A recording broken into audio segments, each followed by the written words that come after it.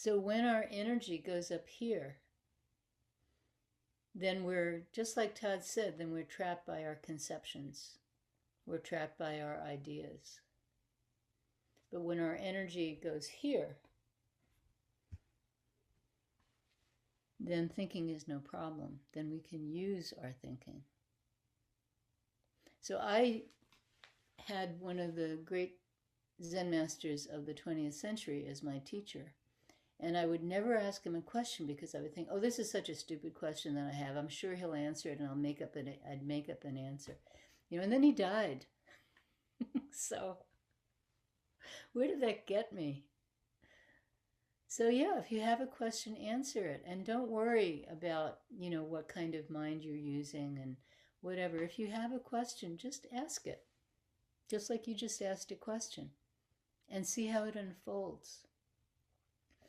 And don't worry about questions resolving. If a question truly resolves, then it's been killed and it's not alive anymore. So keep your questions alive in the moment.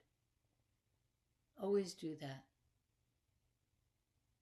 So if you have a question about, practice, say, I don't know, how should I do practice? And if a teacher says, well, you try this, whatever the teacher says, when you're practicing, look at your own practice. Don't think of the teacher's words. Maybe they're pointing you in a certain direction, but look at your own practice in that moment and keep it alive. Always keep this. What is this? What is this that is happening?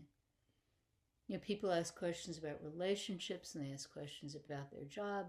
How do you relate to your job? And they, people have many, many questions, and these are real questions. They're sincere, important questions. And I wish I'd asked those questions.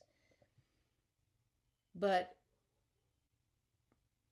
they never have, if you hold an answer as that's it, and you don't keep inspecting the thing that made you ask that question,